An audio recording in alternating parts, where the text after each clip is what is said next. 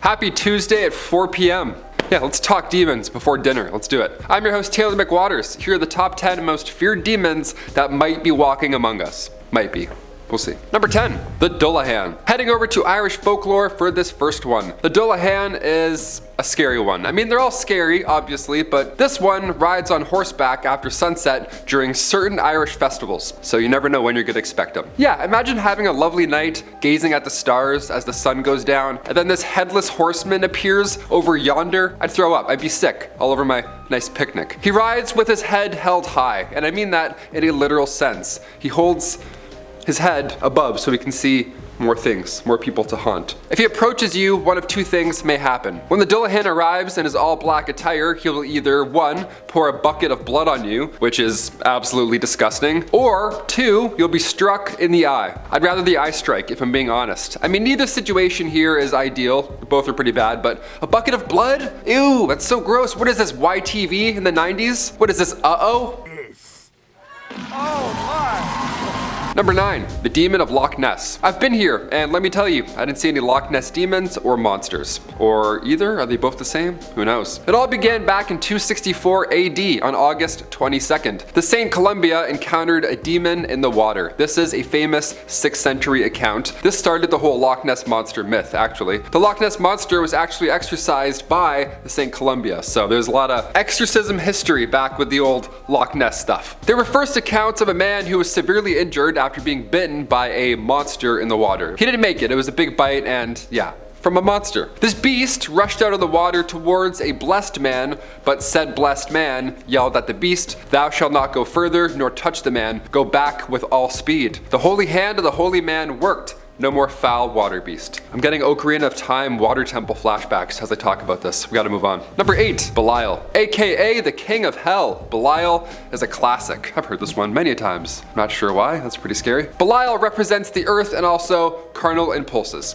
So, if you're a New Year's baby, I have some bad news for you. January is Belial's strongest month, so you want to avoid him in January at all costs. So if you're gathering a few pals from Hawkins and maybe you want to make a stand against Belial, the old king of hell, I'd recommend going for him now, really, anytime around the end of July or early August is probably best, just not January, that's when he's the strongest. Belial also translates to corrupt gains, and in the Middle Ages, the demon was considered one of the princes of hell. He was in line for the bone throne of hell. That's crazy, this guy has a lot of history. Once upon a time, Belial may have been an angel. Perhaps he was persuaded by Lucifer once he rebelled. Yeah, don't follow Lucifer, guys, don't be a Belial. Just be an angel.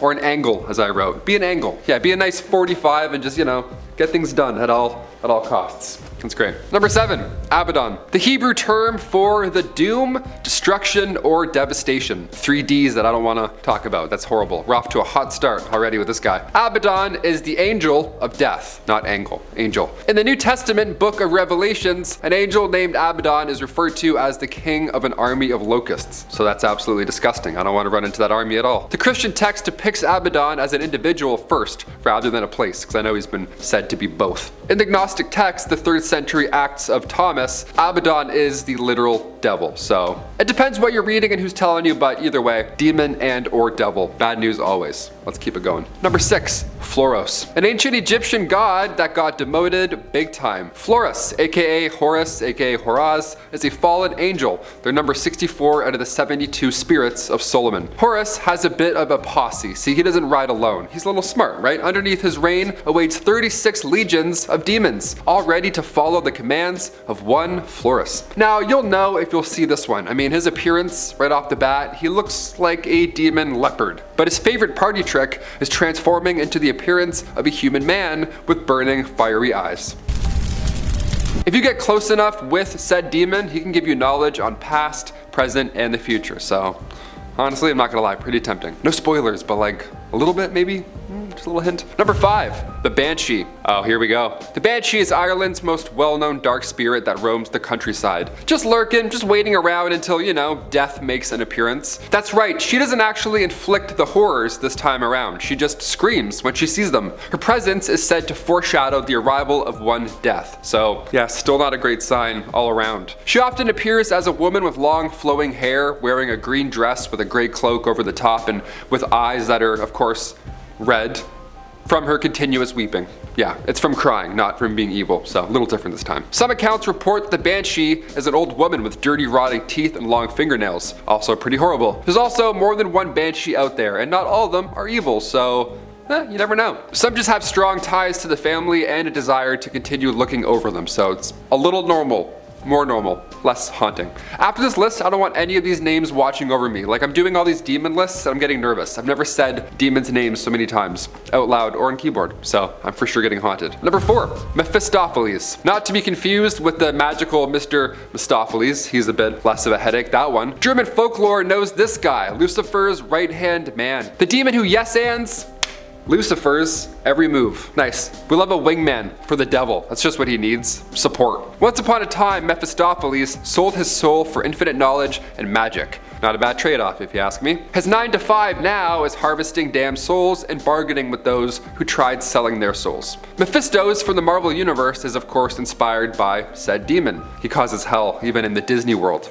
Yeah, imagine that. Number 3, Teke Teke. This demon comes from Japan, and the legends surrounding them, I'm not gonna lie to you guys, I got chills immediately. The legend has it that one day a woman was involved in a fatal train collision, super sad, and now her spirit, her not happy and extremely vengeful spirit, will appear in front of you randomly crawling on the floor. And at the same time, you'll hear train sounds throughout this entire interaction. So that's the scariest thing I've ever heard. I don't want to experience this ever in my life. If she encounters a person at night, which is usually when she's been seen, of course, the scariest time of the day, she'll chase you down. She'll crawl after you in hopes to get you to join the dark side. She's often seen with a scythe, and usually she's around train stations, so if you want to avoid her, just, take an Uber. I don't know, ride the bike. Maybe just walk it out and just think about nice things. Number 2, Agares. This next demon has a couple different appearances to witness. Yeah, how fun is that? We love options, especially when it comes to demons. Nice. Agares can be either a man or a woman. Now, if it's a man, he's old, and apparently he'll be seen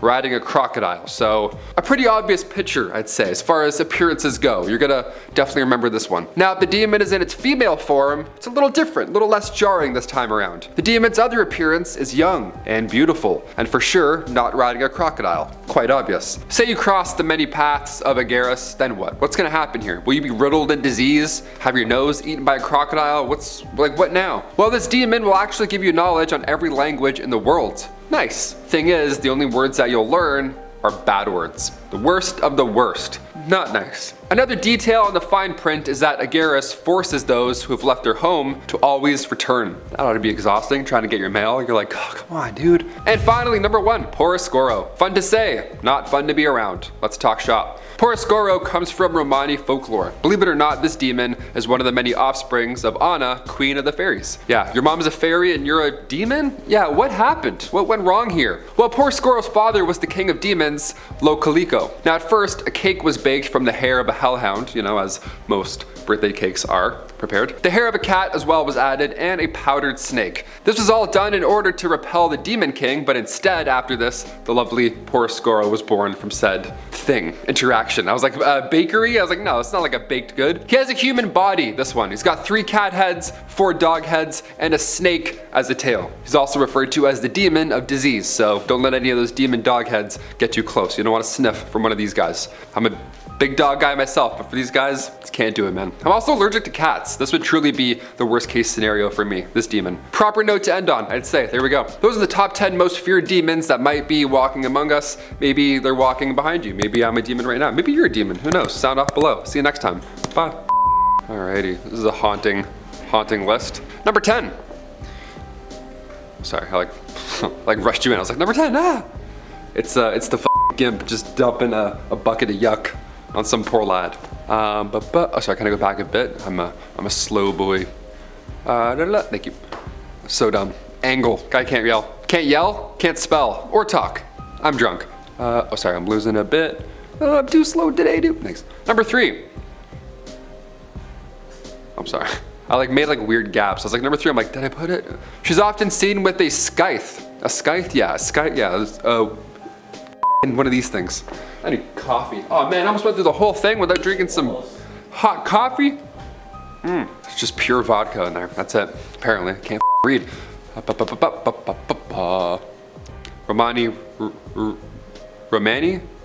Romani. Everybody loves Ray Romani. Romani Romani folklore. I'm gonna say Romani.